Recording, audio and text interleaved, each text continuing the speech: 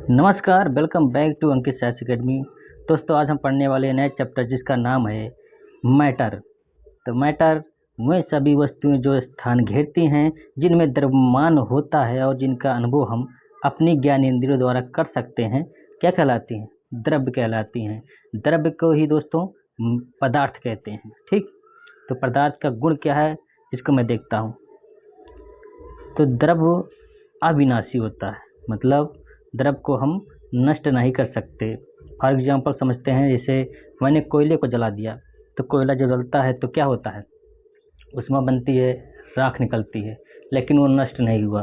तो इसी के संदर्भ में, इसी को देखते हुए आइंस्टीन साहब ने एक समीकरण दिया था। उस समीकरण क्या कहते हैं? द्रव्यमान ऊर्जा समीकरण। तो वो समीकरण क्या है? E बराबर mc²। ई से एनर्जी है, मतलब ऊर्जा। यम है मास, बोले तो द्रव्यमान, और सी है प्रकाश की चाल। तो प्रकाश की चाल का मान कितना होता है? सी बराबर होता है 3 × 10⁸ मीटर प्रति सेकेंड। ठीक, तो द्रव्य की अवस्थाएं कितनी हैं? तो द्रव्य की 3 अवस्थाएं, मुख्यतः 3 अवस्थाएं हैं। नई 2 अवस्थाएं की खोज हो चुकी है दोस्तों, जो हैं प्लाज्मा और बीईसी। प्लाज्मा और बीईसी आगे पढ़ेंगे हम। तो द्रव्य की अवस्था है ठोस, द्रव और गैस, मुख्यतः। ठीक, जो पहली थी ऑप्शन में आएगा द्रव्य की अवस्था मुख्यतः क्या है, तो 3 लगाएंगे। अगर प्रश्न में देगा कि अब तक खोज गए कितनी अवस्थाएं हैं, तो आप 5 लगाएंगे। तो ठोस क्या है? वह पदार्थ जिनका आकार और आयतन दोनों निश्चित रहता है। ध्यान रखना, मतलब आकार और आयतन दोनों निश्चित होते हैं, ठोस कहलाते हैं। उदाहरण जो भी ठोस आप जानते होंगे, बताने की जरूरत है नहीं। तो वो उनका क्या होता है? आकार और आयतन दोनों निश्चित रहते हैं। आपको यही पॉइंट याद रखना है कि दोनों आकार और आयतन दोनों निश्चित रहते हैं, तो ठोस कहलाते हैं। द्रव क्या है? वह पदार्थ, गलत टाइपिंग हो गई है, वह पदार्थ जिनका आयतन तो निश्चित है। ध्यान रखना, द्रव का आयतन निश्चित होता है परंतु आकार अनिश्चित रहता है। समझें, जैसे कोई द्रव है, मानो 1 गिलास है, ठीक है, मतलब 1 लीटर आयतन है उसका। हमने उसको एक बड़े से बाल्टी में डाल दिया, 10 लीटर के बाल्टी में डाल दिया, तो क्या होगा? पानी का आयतन 1 ही लीटर रहेगा। बस क्या होगा? उसका आकार उस बाल्टी के आधार पे फैल जाएगा, मतलब बाल्टी के आकार आधार पे ही वो फैलेगा, उसी आकार पे धारण करेगा। और उसी पानी को अगर हम किसी मग में डाल देंगे तो मग का आकार धारण कर लेता है।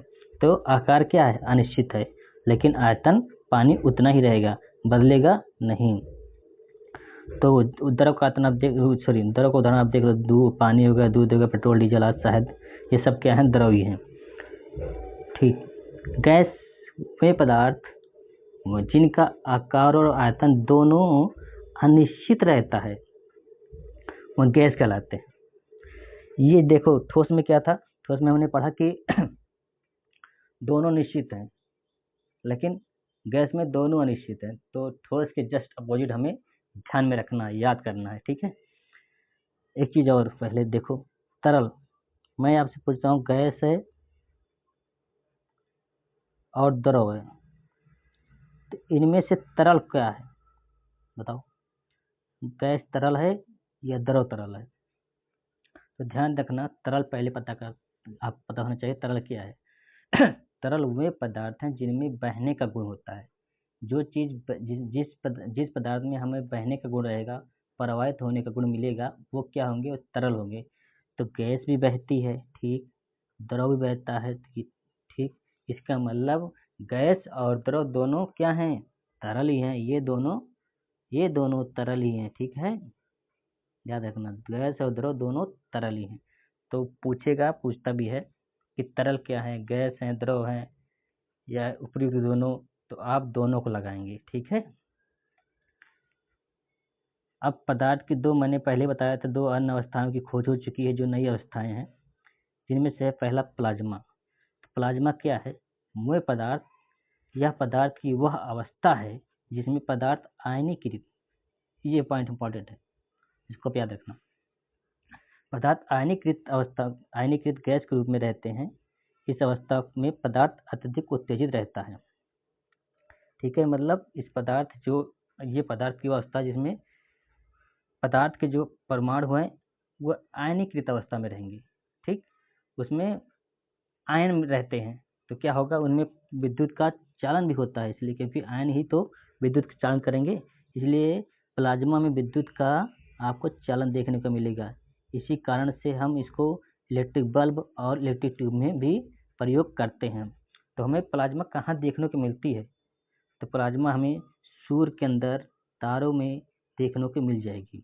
ध्यान रखना, ये गैस को जब हम अत्यधिक गर्म करते हैं, बहुत ज़्यादा गर्म करते हैं, तब ये अवस्था में देखने को मिलती है।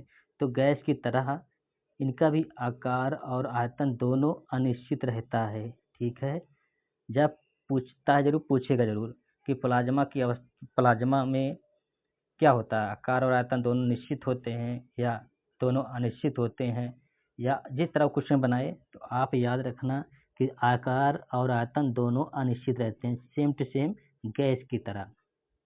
ठीक है, एक बात और जो मोस्ट इम्पॉर्टेंट है, चैनल को सब्सक्राइब कर लो, वीडियो को लाइक कर दो, क्योंकि आप सब बिल्कुल लाइक नहीं करते हो, अच्छा नहीं लगता यार। ठीक है, मिलते हैं नई वीडियो में, तब तक के लिए जय हिंद जय भारत।